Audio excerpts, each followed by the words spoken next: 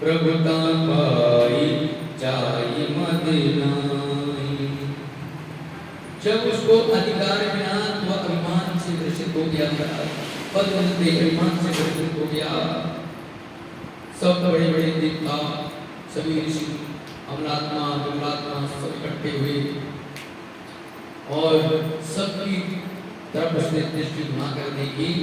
सब देवता उसके स्वागत सत्कार के लिए खड़े थे, परंतु भगवान भोलेनाथ वहां पर बैठे हुए थे।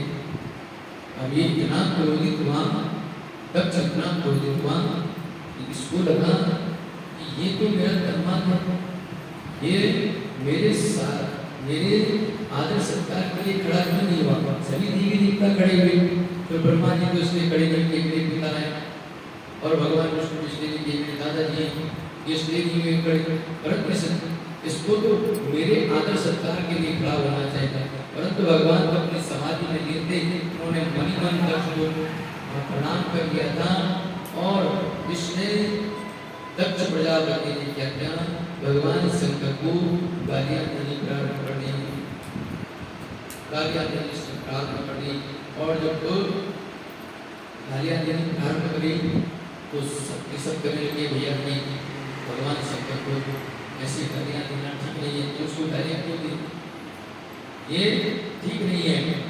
तो बोला यह जो मेरा जो दामाद है यह समाज में रहने लायक नहीं है, ये तो भूत पिशाचों में बैठने वाला है, ये तो शमशान की राख लगाने वाला है, संपत्ति की माला गले में धारण करने वाला, इसका तो भी इसी हम करे क्या किसी का सत्कार आदर सत्कार करना जानेगा।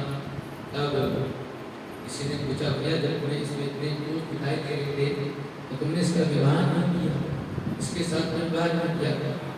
तब दक्ष प्रजापति कहता है वो तो मेरे पिता ब्रह्मा जी ने कहा, मैंने तब अपनी बेटी का विवाह किया है, नहीं तो इस मंगल वेशधारी के साथ में कौन अपनी बेटी का विवाह करता। इस प्रकार से जब भगवान शंकर का अपमान किया तो नंदीश्वर कहने लगे कि दक्ष तुम अभिमान में कुछ ज़्यादा ही नहीं बोल रहे हो।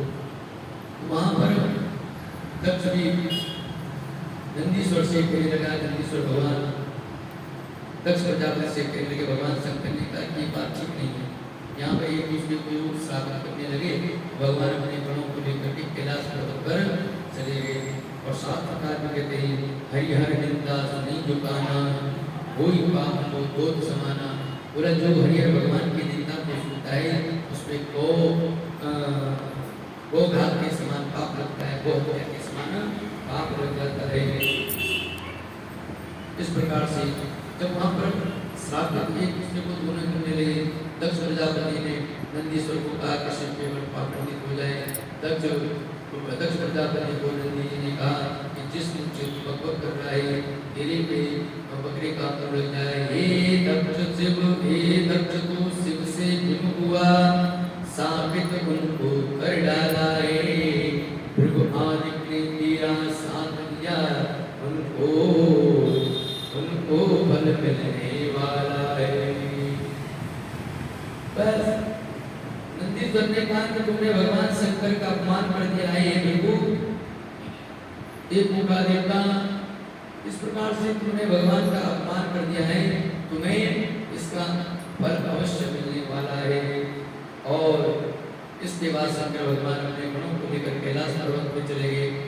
तो जब दक्ष ने देखा कि शंकर ने कोई उत्तर प्रत्युत्तर नहीं दिया, यानी इसका कोई अभी ठीक ढंग से अपमान नहीं हुआ है, तो दक्ष ने क्या किया कि दोबारा यहाँ दक्ष प्रजापति आप सबको पता है, कथा भी लोग सुनी होगी।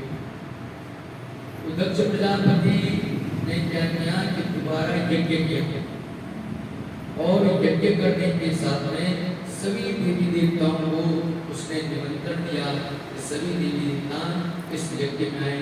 केवल भगवान शंकर को कोई निमंत्रण नहीं दिया, निमंत्रण नहीं दिया। तो सभी देवी देवताओं को कह दिया कि भैया सब लोग कहाँ से आएंगे, कौन से रास्ते से आएंगे, सब कैलाश के रास्ते घूम करके आएंगे। और सभी देवी देवता अपने विमानों में अपने अपने धर्मपत्नी के साथ अपने परिवार के साथ में दक्ष प्रजापति की यज्ञ में शामिल होने के लिए आए। तो इतने में सती देखती हैं, माँ सती देखती हैं कि आज इतने देवी देवता सब अपने परिकर के साथ अपने परिवार के साथ में कहाँ को जा रहे हैं। तो इशारा में पूछते हैं कि आप लोग कहाँ जा रहे हो। तो कुछ देवियाँ ने उन्होंने कहा अरे बहन तुझे नहीं पता, तुम्हारे पिता के यहाँ इतना बड़ा यज्ञ हो रहा है और तुम अभी तक नहीं यही हो। तो हमारे पिता के यहाँ यज्ञ, बोला हाँ आपके पिता के यहाँ यज्ञ हो रहा है। हाँ ठीक है आप लोग चलो हम आते हैं। आज सती को बड़ा आश्चर्य हुआ, मेरे पिता इतने बड़े यज्ञ कर रहे हैं और हमें निमंत्रण नहीं मिला। तो एक बार सोचती है कि हो सकता है कि कभी कभी आदमी इतना बड़ा यज्ञ करता है तो विस्मृति हो जाती है, कभी कभी अपने खास आदमी को निमंत्रण देना भूल जाता है, उसको निमंत्रण देते। तो उन्होंने कहा हो सकता है कि आप भूल गई थी हमारी को निमंत्रण देना। तो भगवान शंकर के पास जाती है, कहती है प्रजापति ससुरस्य सांप्रदम् निर्यापितो यज्ञमो सभाकिल वयं च तत्र विश्रामवामते यदर्थितामि विबुधा प्रजन्ति प्रजापति स्वसुरस्य सांप्रदम्। सती कहते भोलेनाथ के पास जाकर के कहते हैं प्रभु आप ये जो देवी देवता जो जा रहे हैं अपने विमान से, आपको पता है कहाँ जा रहे हैं। भगवान शंकर कहते हैं कि हाँ मुझे पता है कहाँ जा रहे हैं। बोले कहाँ जा रहे हैं। बोले यह दक्ष प्रजापति यज्ञ कर रहे हैं और कहाँ जा रहे हैं। हाँ तो मैं यही कह रही हूँ कि प्रभु ये नहीं कहा कि मेरे पिता के यहाँ यज्ञ हो रहा है। माँ सती कहती है कि प्रभु आपके ससुर के यहाँ यज्ञ हो रहा है और हमें भी चलना चाहिए। भगवान कहते हैं सती से क्या देवी हमारे लिए कोई निमंत्रण आया है। बोला निमंत्रण तो नहीं आया। तो बोला निमंत्रण नहीं आया तो फिर हमें नहीं जाना चाहिए। तो सती कहते हैं कि हो सकता है कि पिता निमंत्रण देना भूल गए हो, तो कितना बड़ा यज्ञ कर रहे हैं और हो सकता है कभी कभी आदमी भूल जाता है। समझाने का बहुत प्रयत्न करते हैं। देखो पार्वती से सती मैया से कहते हैं भोलेनाथ देखो तुम्हें जब तक निमंत्रण नहीं आता, वैसे तो बेटे पिता के यहाँ कभी भी आ जा सकती है, परंतु अगर मायके में कोई कार्य हो रहा हो, अगर कन्या का विवाह हो गया हो, अगर यज्ञ मायके में कोई यज्ञ हो रहा हो, विवाह हो रहा हो, कोई भी कार्य हो रहा हो, अगर मायके से निमंत्रण आया हो तो बेटी को नहीं जाना चाहिए। वैसे तो पिता के घर में वो कभी भी आ जा सकते हैं, जब उसकी इच्छा हो तब वो आए तब जाए। परंतु अगर कोई वहाँ कोई कार्य हो रहा हो, अगर उस कार्य में निमंत्रण नहीं है तो बेटी को उसको कार्य में नहीं जाना चाहिए। आवत ही हर से नहीं नैनन नहीं सने तुलसी तहान जाइए चाहे कंचन बरसे। वहाँ चाहे सोना भी बरस रहा हो ना, ऐसी जगह नहीं जाना चाहिए। भगवान कहते हैं क्योंकि जब बहुत समझाने का प्रयत्न किया सत्य नहीं मानी, आज भगवान शंकर को उठाना पड़ा सारा का सारा दृष्टि। देखो सती ये जो तुम्हारे पिता यज्ञ कर रहे हैं ये ठीक नहीं कर रहे हैं। ये अपनी पूरी बात बता दी कि भैया ऐसी बात नहीं थी और मैं जब बैठा था तो मन से प्रणाम कर दिया था। उन्होंने तो अपमान किया, हमारा अपमान किया है और उन्होंने लगा कि अभिमान इनका अपमान ठीक ढंग से नहीं हुआ है, तो उसी अपमान को पूर्ण करने के लिए वह यज्ञ कर रहे हैं, हमें नीचा दिखाने के लिए वह यज्ञ कर रहे हैं। तो सत्य कहते कि नहीं ऐसी बात नहीं है। तो भगवान कहते हैं देखो रही मन दाता प्रेम का मत तोड़ो चटकाए टूटे सो फिर न जुड़े जुड़े गांठ बढ़ जाए। देवी को समझाने का बहुत प्रयत्न किया। देखो रही मन दाता प्रेम का मत तोड़ो चटकाए। एक बार अगर प्रेम रूपी धागा अगर टूट गया ना तो फिर इसको जोड़ने का आप कितना भी प्रयत्न करेंगे उसमें गांठ बढ़ जाती है। महाराज आप किसी को कुछ बोल दो और कुछ समय बाद आप उसके साथ में फिर मित्रता कर लो, परंतु वो बात नहीं रह जाती जो पहले थी। कहीं आप चाहे उससे बोलोगे, चालोगे, मित्रता करोगे, मन में कहीं न कहीं वो बात रह जाती है, गांठ रह जाती है। इसीलिए कहा रही मृता का प्रेम का मत लगाया, टूटे से जो फिर न जुड़े जुड़े और गांठ पड़ जाएगा, फिर से जुड़ दिया तो गांठ पड़ जाएगी। भगवान शंकर ने बहुत समझाने का प्रयत्न किया, जब नहीं माने तो भगवान शंकर कहते हैं कि देवी मैं तो नहीं, अगर तुम्हें जाना है तुम जा सकते हो, तुम्हें जाना है तुम जा सकते हो अपने पिता की यज्ञ में, मैं नहीं आऊँगा। बार बार कहने के बावजूद भी सती नहीं मानी और फिर अंत में उसने जाने का विचार न किया माँ सती ने। तो भगवान शंकर अपने बड़ों को इत्यादि कहते हैं भैया इनके साथ आप भी जाओ, और क्योंकि शंकर भगवान ने देख लिया कि अभी मानने वाली नहीं स्त्री हट, और सती जी भी देख रही हैं, जाते हैं तो वापस लौट जाते हैं कि कहीं एक बार क्या क्या भोलेनाथ आ जाए, कभी जाने लगी तो मैं भी चलता हूँ।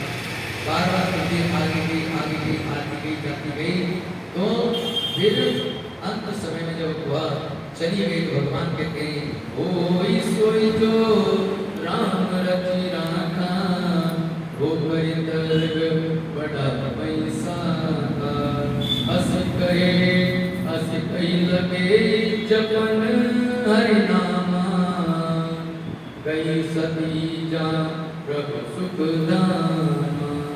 जब सती वहां से चली गई तो भगवान ने कहा वो जो राम रचि राखा, अब तो भगवान ने रच दिया है अब वही होगा, और भगवान को समाधि में चले गए, भगवान का नाम स्मरण करने लगे। जैसे सती दक्ष प्रजापति की यज्ञ में सम्मिलित हुई, क्योंकि दक्ष ने सबको कह दिया था कि भैया कोई भी अगर शिव से कोई भी संबंध रखेगा तो उसको मेरे क्रोध का कोप भोगना पड़ेगा। बार बार कहने के बावजूद दक्ष ने यह घोषणा कर दी, कोई भी शिव या शिव के साथ में संबंध, के परिवार के साथ में संबंध रखेगा उसको मेरा क्रोध का कोप भोगना पड़ेगा। अब तक राजा है, राजा की बात को कौन टाल सकता है। अब जैसे ही वहां पहुंची दक्ष प्रजापति की यहाँ, उसने देखा है कि मेरी सारी बहनें आ रही हैं, सब मेरे रिश्तेदार आ रहे हैं, देख करके प्रसन्न नहीं, परंतु सती को देख करके बहनों ने भी मुंह फेर लिया। दक्ष न कछु पूछी कुसुनाता, सी कहीं मिलो कि सतई मिलो कि जय शगदाना। अब जैसे ही दक्ष के पास जाने लगी तो दक्ष ने भी मुंह फेर लिया। उसने सोचा कि पिता व्यस्त होंगे इसके कार्य में चले गए, उसने फिर माता के पास गई, केवल माता ही बेटी से मिली, सादर पदे मिली एक माता, बगल मिली तो मुस्कान। माता ने ही बेटी को गले लगाया और गले लगा करके आज माँ की आंखों में खूब अश्रुपात हो रहे हैं। बेटी तुमने बहुत अच्छा किया जब माँ गई है, तुम्हारी सारी बहनें आ रही थी, केवल तुम्हारी कमी ना डालती थी। बहनों ने भी देखा दूर से सती को और देखते ही मुंह फेर लिया। तो सती सोचती है कि चलो माँ से तो मिल गई हूँ, अब तो यज्ञ कहाँ यज्ञ हो रहा है, वहाँ यज्ञ मंडप में जा करके देखिए मेरे पति का कहीं न कहीं जो सब देवताओं का स्थान बना गया है, तो वहाँ मेरे पति का भी कहीं न कहीं कोई स्थान बना होगा। तो मैं अपने पति के स्थान में जा करके, क्योंकि कोई ये न कहेगा कि देखो ससुर और दामाद का जो ससुर और दामाद का जो पहले जो झगड़ा हुआ था वह अभी भी नहीं सुलझा है, अगर कम से कम मैं वहाँ पर रहूँगी तो सबके दिमाग से बात चली जाएगी। और जैसे ही यज्ञ मंडप में सती माँ पहुँची है, उसने देखा कि मेरा पति का कोई स्थान ही नहीं है, आज क्रोधित हो गई है। और जैसे ही सती ने देखा कि मेरा पति के लिए कोई स्थान नहीं है, तो पिता पे क्रोधित हो गई है। तुमने ऐसे शंकर का अपमान कर दिया जिसके नाम लेने से, दो अक्षर का जिसका नाम लेने से पूरी दुनिया तर जाती है। बड़े बड़े देवता जिनके आगे माथा टिकाते हैं, नतमस्तक होते हैं, जिनकी आज्ञा से जिनका आज्ञा से संसार चलता है। चढ़ी रुका चढ़ी रुका रुका चढ़ी चढ़ी, अगर एक क्षण में भगवान शंकर हो जाए तो यहाँ पर ले आ जाएंगे। ऐसे शंकर भगवान का तुमने अपमान कर दिया है, उनके लिए कोई स्थान नहीं दिया। पिता को बहुत सुनाया, कहाँ कि मुझे धिक्कारे, अगर मैं शंकर के पास जाऊंगी तो मुझे धिक्कारे। और शंकर भगवान भी कहेंगे आओ दक्ष कुमारी, क्या लेकर के जाऊंगी। माँ सती आज बड़ी ज्ञानी हुई सती माँ को, और उन्होंने क्या ज्ञान अपने योग ध्यान लगा करके पूरा जो दक्ष का यज्ञ था वही अपने शरीर को वहाँ समाप्त कर दिया। उसी यज्ञ में अपने शरीर को समाप्त कर दिया। और जैसे ही ये बात भगवान शंकर को बता रही